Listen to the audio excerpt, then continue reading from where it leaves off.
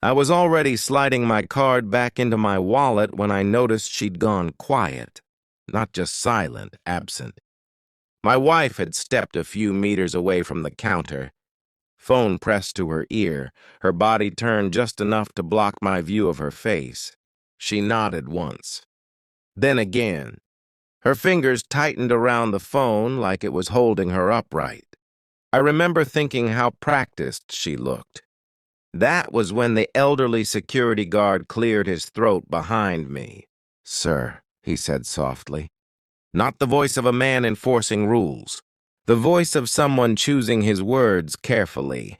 "Is that your wife?" I nodded without turning. He leaned closer. I could smell old cologne and dust. "Come with me," he whispered. "You need to see this yourself." Something in his eyes told me not to ask questions. So I followed him. I didn't understand what betrayal looked like until that moment. We stopped beside a small security desk near the storage hallway. Flickering monitors, grainy footage. The guard didn't touch the controls at first. He studied my face as if measuring how much truth I could carry. "She comes here often," he said. "Not always with you?" The screen shifted. A time stamp from 3 weeks ago. There she was. Same coat, same bag. Same smile she used on me when she wanted something forgiven before it was confessed. She wasn't alone. A man stood close. Too close. His hand brushed her wrist. Not accidental. Familiar, intimate. She didn't pull away. I felt my chest tighten, but my face stayed still. Years of swallowing irritation had trained me well. "She takes calls here," the guard continued. "Always near the back. Always careful. Careful." That word landed hard. The footage fast-forwarded. Another day. Another call. Another man. Different face. Same way she leaned in. Same softness in her posture I hadn't felt in months. I told myself there had to be an explanation. That was the lie I clung to longest. On the drive home, she talked about the weather. About traffic. About nothing. I watched her hands on the steering wheel.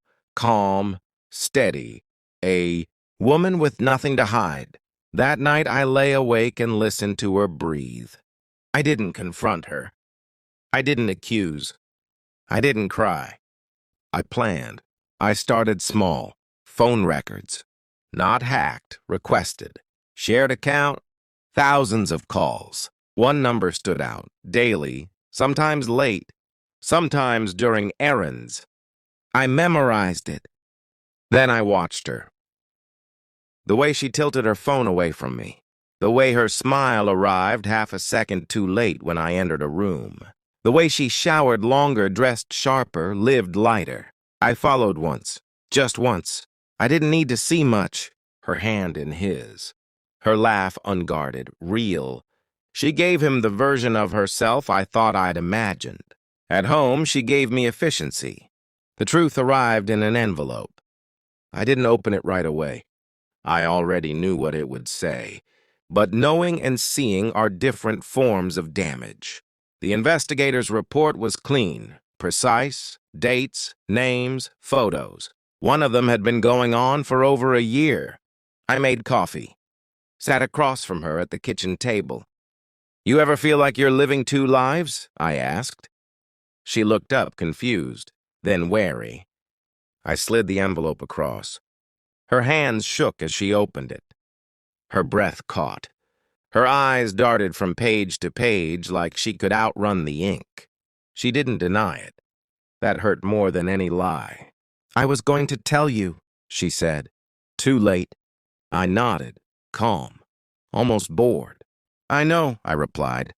That broke her. She cried, begged, reached for me like I was a life raft she'd already burned. I stayed still. I told her about the security guard, about the footage, about how long I'd known. I told her I'd already spoken to a lawyer, that the accounts were frozen, that the lease was being reassigned. I told her the men had been contacted, quietly, with proof. One was married, One had a job that wouldn't survive scandal. I didn't raise my voice. I didn't need to. Her world collapsed in silence. I moved out the next morning. No dramatic goodbye. No final argument. Just boxes, documents, distance. She tried to call. I didn't answer. Some betrayals don't deserve closure. Weeks later, I passed that store again. Different guard. Same flickering lights. I didn't go inside. Some truths are only meant to be seen once. After that, you carry them, or you let them go. I chose control, and I never looked back.